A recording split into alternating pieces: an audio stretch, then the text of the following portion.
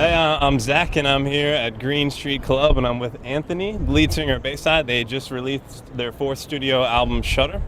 Anthony, how you doing today? Doing good today. That's excellent. Hey, so you're currently in support of your new album, Shutter. How's the response been since your release? It's been really good. It's been really good. We have a really great die-hard fan base, the cult fan base that always supports whatever we do, every new album. Excellent. So you also, on this very same day, you did a little something special. You also released a live album called Live at the Bayside Social, right? And you had some fans come for a private show to record that album. Can you tell us a little bit more about that experience? Yeah. It's called Live at the Bayside Social Club, and the Bayside Social Club is actually our fan club. And there's two ways to make a live album. You can make it something really special, like an intimate, or you can make it really big and extravagant. We decided to make it something special for our fans, for the fan club, our real diehard fans. So we called it Live from the Bayside Social Club to kind of give off the idea that the Bayside Social Club is an actual place, and we're playing there. Well, we weren't. We were playing in a rehearsal studio. We were playing in a rehearsal studio in Manhattan, and we invited 100 of our fan club members there, and it was cool. I mean, everybody's always said that we're a live band, and you need to really see us live or hear us live to kind of get the full effect of what our band's about. So we figured it was about time to do the live record. Right. Yeah, I was thinking you guys are definitely. I feel like some of the passion that comes from your fans are the fact that the first time they see you guys, they're like, wow, this is way better than anything I could have possibly imagined. I hope so. And it's also, a live album is a great way to make a non-cheesy best of. Yeah. So I got to credit you for that one. So what was it like recording with David Schiffman? It was awesome. I mean, Schiffman did like Californication, and he did a couple of Mars Volta records and Jimmy Eat World, and so I don't know, some Johnny Cash, right. Crazy stuff. So just to have his insight and be in the studio with somebody that we really respect, and know that he told I don't know, Flea how to play the bass, and what to do. So when you're coming with somebody with that much influence over such important people who influence us, it was kind of easy, Mm-hmm. But it was great. He's brilliant. What about living in LA for 2 months? How was that? That was an experience for sure. I mean, we're from New York. We're born and raised in Queens, New York, and Brooklyn, New York, and so LA is obviously just so different than that, And we've only ever been to LA on tour and came in for the day or maybe 2 days, and to be there for like 6 weeks was pretty crazy. But I always hated LA until we spent a lot of time there, and now I found my niche. I think I like it a lot now. Yeah, I noticed you had sort of like a Hollywood attitude lately. The last couple times I've seen you. Yeah. I'm Hollywood. Yeah, I'm an asshole. And you look a little darker too. It looks good. Really? Yeah. You look. Really? That was like 5 months ago. Is my tan still there? Yeah. You were really dark at first, right? So you guys are involved with the organization To Write Love on Her Arms. Yeah. Can you explain a little bit about the organization to people that might not know anything about it? I'd love to. To Write Love on Her Arms, they do a lot of things. One thing, the most obvious thing is they sell T-shirts and hoodies and stuff, and they help raise money for suicide awareness, but also for just kids and people that are in need, substance abuse and depression, and of course suicide.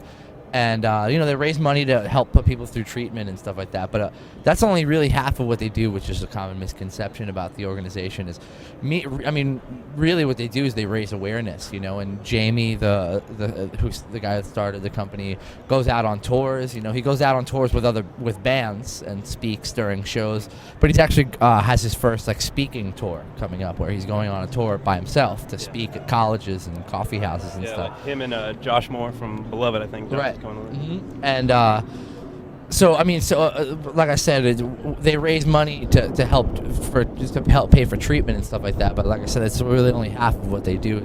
Really, the main thing is to let people know that they're not alone, that there is help out there, and they're there to talk to or to tell you who to talk to and help out. So it's an amazing thing, and we get approached by nonprofits every day, you know, like there's so many out there these days, which is a great thing, you know what I mean? But we get approached with things like people ask us to be on compilation CDs and being on DVDs and play benefit shows and stuff like that, you know, and they kind of approach us asking us to do those things and don't approach us to tell us why they do what they do, you know. When I first met Jamie, he came and I spent 5 weeks on the road with him, and you know, and I learned who he was and what gets him up in the morning every day, you know, and he's really passionate about their cause, you know, and that was why we really wanted to get behind him.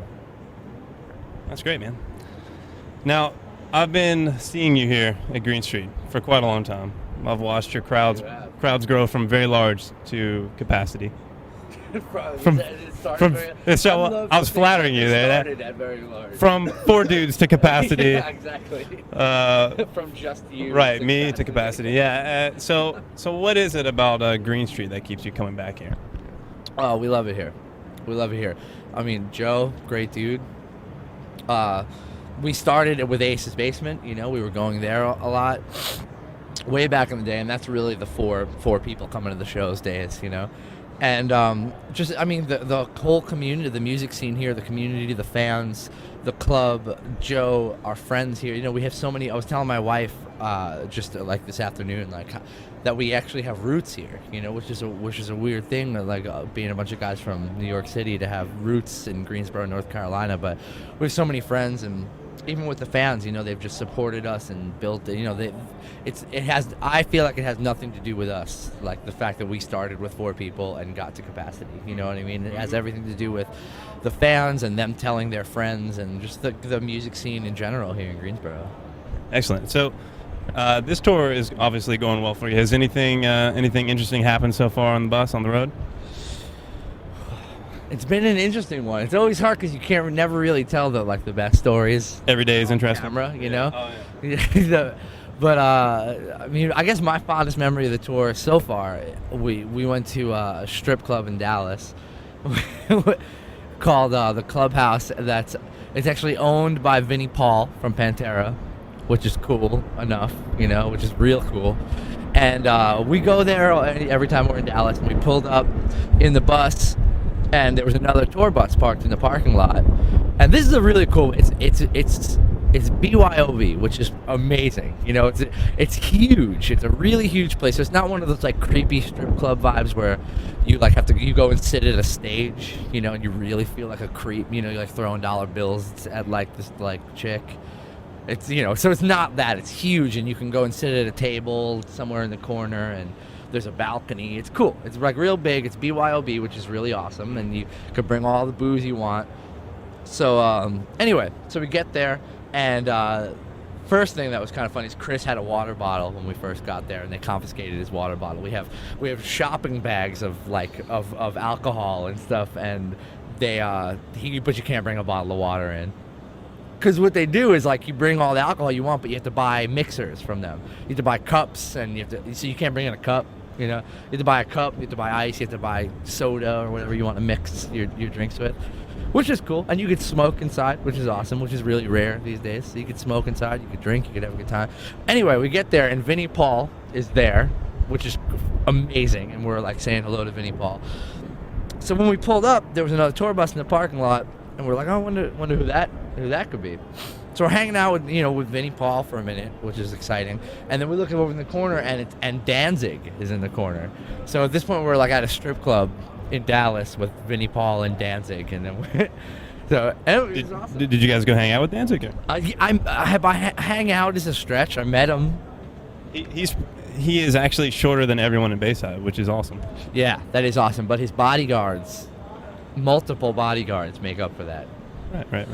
Huge Native American dudes, long ponytails, 7 foot, 350-pound guys, like huge people. That's awesome. I really hope that Bayside, the rest of this tour goes well for you guys, and I hope that one day you guys will get to the level where you're having 7 foot tall Native American gentlemen follow you around and take care of you. We're already there. They're off camera. They're yeah. I guess. All right. Well, thanks, Anthony. Thank you. And I'm sure if you'll be able to catch Bayside's next show at Green Street.